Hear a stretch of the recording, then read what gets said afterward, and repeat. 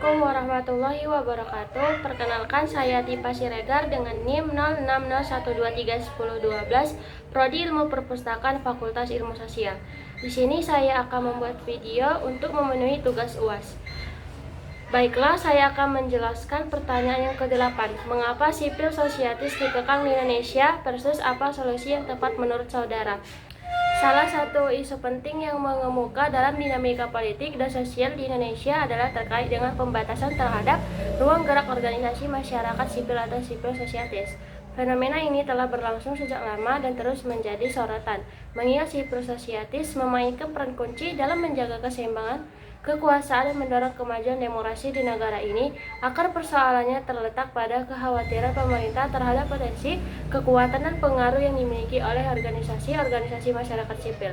Pemerintah terkadang memandang sipil sosialis sebagai ancaman terhadap stabilitas politik dan kepentingan penguasa yang berkuasa. Ada persepsi bahwa beberapa organisasi masyarakat sipil dianggap terlalu vokal dan kritis dalam mengkritik berbagai kebijakan pemerintah.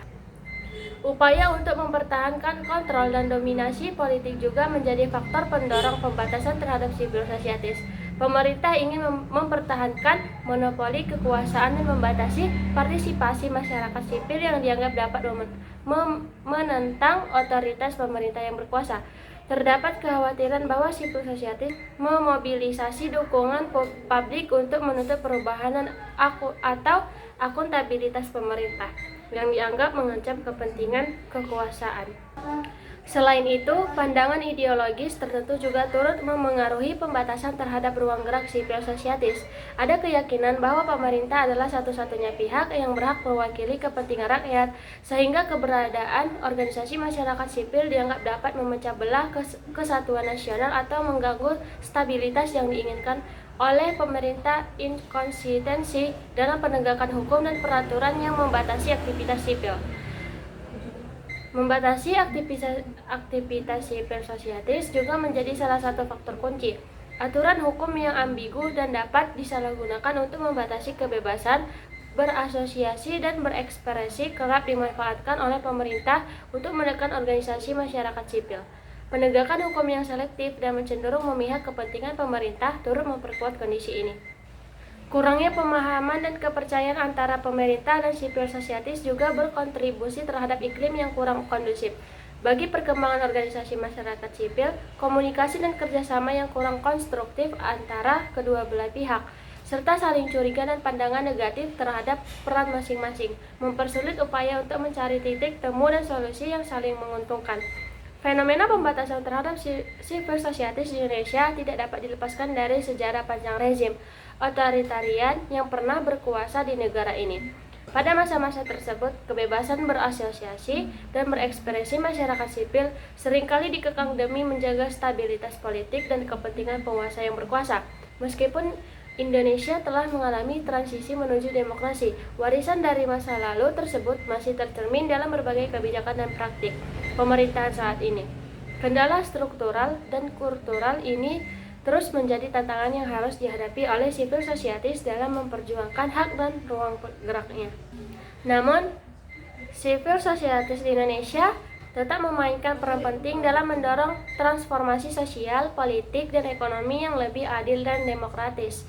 Organisasi-organisasi masyarakat sipil terus berjuang untuk menyuarakan kepentingan publik, mengawasi kinerja pemerintah, dan memperjuangkan hak-hak warga negara. Oleh karena itu, menciptakan iklim yang lebih kondusif bagi perkembangan sipil sosialis di Indonesia menjadi isu krusial yang membutuhkan perhatian serius dari pemerintah, pembuat kebijakan, dan seluruh komponen masyarakat. Upaya-upaya untuk membangun pemahaman, kepercayaan, dan kerjasama yang konstruktif antara pemerintah dan sipil sosialis menjadi kunci untuk mencapai keseimbangan yang lebih baik bagi kemajuan demokrasi di Indonesia.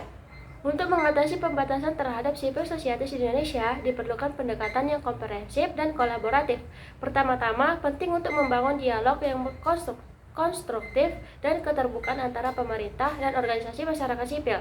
Kedua, belah pihak harus berupaya mencari titik temu dan solusi bersama melalui forum-forum diskusi yang inklusif, sehingga tercipta saling pengertian dan kepercayaan. Selain itu, penegakan hukum dan peraturan harus dilakukan secara konsisten dan adil.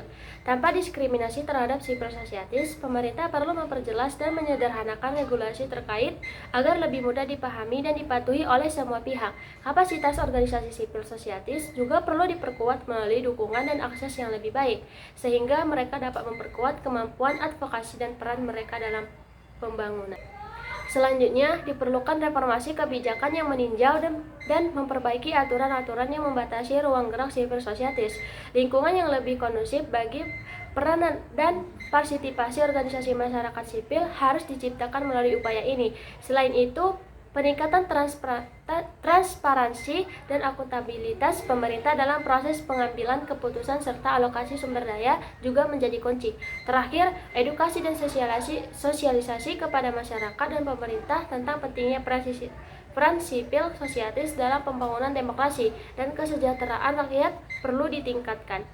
Pemahaman yang lebih baik dari semua pihak akan mendorong kolaborasi yang lebih konstruktif dalam mengatasi isu-isu pembatasan ini. Melalui upaya bersama dari berbagai pemangku kepentingan, diharapkan solusi yang tepat dapat ditemukan untuk memperkuat peran sipil sosialis di Indonesia. Sekian hasil penjelasan video dari saya akhiri.